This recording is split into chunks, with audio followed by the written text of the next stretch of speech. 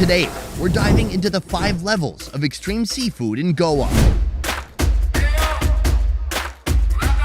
We've combed over every inch of this coastal paradise to unearth the boldest, most mouth-watering dishes fresh from the sea.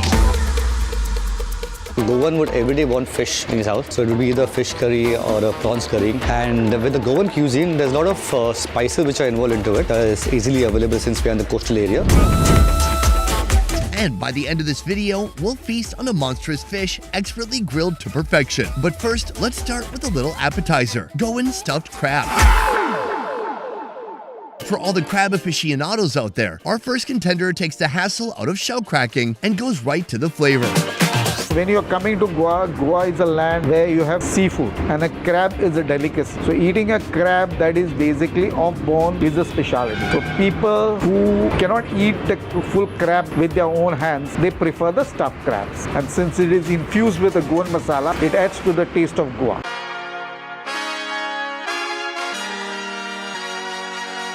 Here's the scoop on Goan stuffed crab. Start by heating up a pan and adding in a splash of oil. Then throw in some minced garlic and onions to kick things off with a sizzle.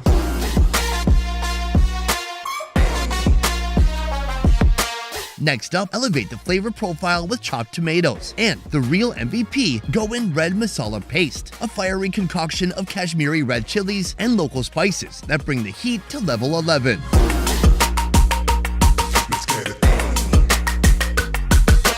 Now on to the main event, tender boiled crab meat. Add a dollop of tomato ketchup for that perfect tang and a pinch of salt to taste.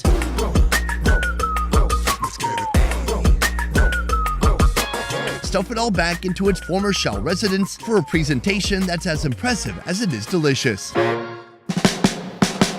The crab meat is soft, juicy, and ready to rock your taste buds. It's like a beach day in your mouth, minus the sunburn and the seagull stealing your sandwich. And then there's the masala mix, adding a hint of spice to distract you from your existential dread. It's the perfect match for our crustacean friend, taking it beyond a flavor town and all the way to a flavor metropolis.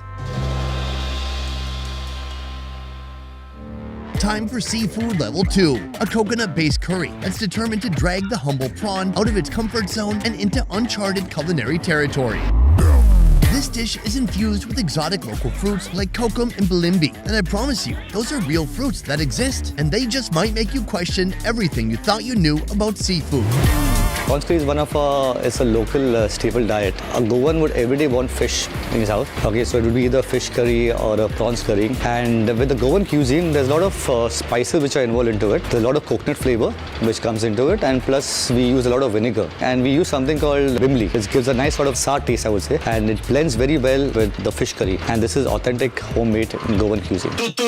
Say hello to Goan prawn curry. First up, the masala. Grab your blender and throw in some grated coconut, cloves, cumin, black peppercorn, garlic, coriander seeds, and let's not forget the star of the show, bilimbi fruit, a tangy citrus native to Goa that's probably wondering how it got roped into this mess. Add in some chopped onions, turmeric powder, dried chilies, and tamarind water, then blend it all until it's smooth. Now heat up some coconut oil in a pan and get those onions, chopped tomatoes, and sliced green chilies sizzling away. Then add our blended masala paste, a splash of water, and a pinch of salt to taste. Add coconut milk and dried kokum, a sour fruit similar to tamarind that's just happy to be included. It's certain to add a tangy kick to this dish, balancing out the spicy and savory flavors. While that's simmering away, clean and undress the prawns, then season with turmeric powder and lime. Once they're all dolled up, let them take a dip in our curry concoction. Sprinkle some fresh coriander leaves and chopped green chilies on top, then serve. Now, I don't want to oversell it, but this curry is basically the unofficial king of rice pairing in Goa. It's got all the makings of flavor royalty, tangy, sour, and spicy, with just a hint of coconut to keep things interesting. And let's talk about those prawns, shall we? They're like little balls of joy, bouncing around your mouth and giving your taste buds the time of their lives. It's the kind of pleasure that can only come from seafood that's been cooked to absolute perfection. Seafood level 3 brings us to a food spot that serves the crispiest seafood in Goa. I'm talking about Mussels Rawa Fry. Right now we're stepping into Crunch Central. So are you ready? Mussel shinanio is Goa's favorite. This mussel dish is cooked in every Catholic wedding. So what they do in the Catholic wedding is they have the shell, they have the mussels, sometimes they do rava, but mainly is the masala fry, the reshado masala. Just toss it and put over the shell. It's very simple, very basic, and it's very healthy as well. So let's break it down step by step. First, give those mussels a little TLC with some salt, just a dash and a gentle massage, enough to remind them that they're not alone in this cold, cruel world. Next comes the star of the show, Reshado Masala. This stuff is everywhere in Goan seafood, like that one friend who always manages to sneak into every group photo, even when you explicitly told them not to show up. Now onto the fun part. Coat the marinated mussels in semolina, the same stuff they make couscous out of. This is what's gonna give our mussels that irresistible crunch factor. Finally, drop the mussels on the hot tawa and pour in some oil to let it crispify on all sides before serving.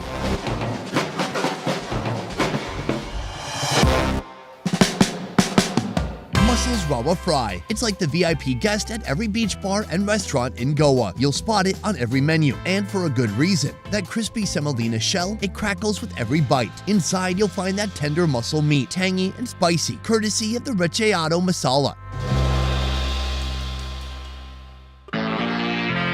Seafood Level 4 introduces a controversial protein cooked up in a traditional curry found exclusively here in Goa. This dish redefines sour and spicy, offering a flavor experience like no other. And it's not just shaking up taste buds, it's also giving locals and tourists a whole new perspective on seafood. Because why settle for the usual when you can dive into a dish that's as bold and as daring as your decision to wear socks and sandals?